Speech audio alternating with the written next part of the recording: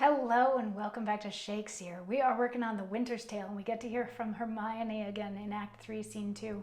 I love this. She gets to talk a lot in this scene, as she should. I mean, she's on trial at this point. She also just recently gave birth to a baby girl who was born premature, and then Paulina brought the baby girl to Leontes, who swears that it's a bastard, so he had Antigonus take it to just dump it in the forest somewhere and leave it to its own devices, an infant of a day old, whatever. But Hermione is currently on trial. She's been in prison because her husband thinks that she was cheating on him, and they've trumped up the charges and made it so that she's also accused of conspiring with Camillo to kill Leontes, which never came up anywhere, but except for here at the trial. And just, once again, she just gave birth. She's probably very tired and her body is very sore. And now she's put on display for anyone and everyone that wanted to come and watch this trial for Leontes to publicly accuse her of all of these things. And she has to defend herself. But remember also that Cleomenes and Dion went to the oracle at Delphi and got an answer as to whether or not she's guilty. And they have it in a sealed envelope and they're bringing it to this trial, but we're not quite there yet. Yesterday we just had the charges being read out, and she was like, I am not guilty of any of these charges. You know me well enough to know that I am not guilty of any of these charges, but I also know that you have it in your mind that I am guilty of them, so you're not going to listen to anything that I have to say. But I am not guilty. And Leontes responded basically by saying anybody who's accused of this sort of thing is going to say that they're not guilty. That's just what you do. And she's like, so you don't, she's like, I get that, but I really am not guilty. And he says, so you're not going to own up to any of these charges?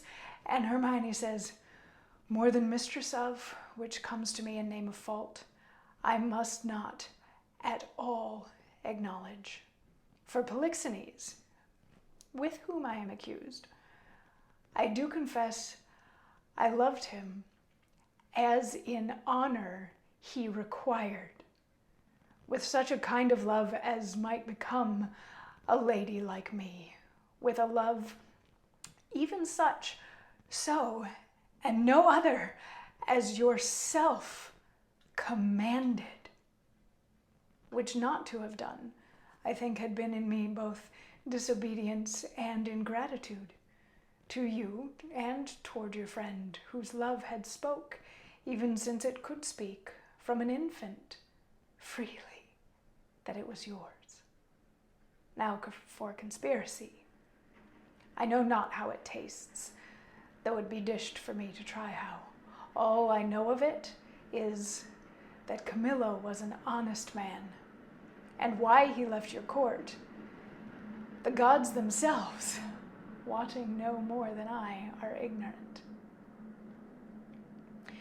So she's following the train here again of I'm innocent of all of these things. She's like, I'm not going to own up to any of it because it's not mine to own. And, yes, I loved Polixenes because you told me to, and also because he's a king, and also because he's your very best friend from a long, long time ago, and I'm your wife, the queen, so I loved him the way that a queen is supposed to love her king's best friend. If I didn't love him and didn't treat him with kindness and respect and all of these sorts of things, then I would have been called disobedient and awful, and I would have been branded a terrible queen and a terrible hostess.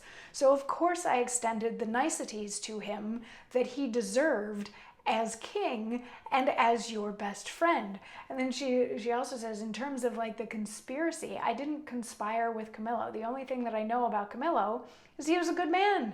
I don't know why he left. Nobody knows why he left. The gods don't even know why he left. And Leontes doesn't buy any of this, of course, and starts to berate her and goes off on a tirade about this, how she gave birth to this bastard child who has been taken away, and whether or not she knows that the baby has been taken away to live or die in the forest. We don't quite know that bit, but he sort of goes off on her, and she continues to try to defend herself the best that she can. and he eventually threatens her with death. He says that for all of the crimes that she has committed, and because she won't own up to them, that she should expect to be killed for this. And she's got one more beautiful, beautiful monologue tomorrow that's in response to that just, it breaks your heart. So I'll see you tomorrow for that. Mwah.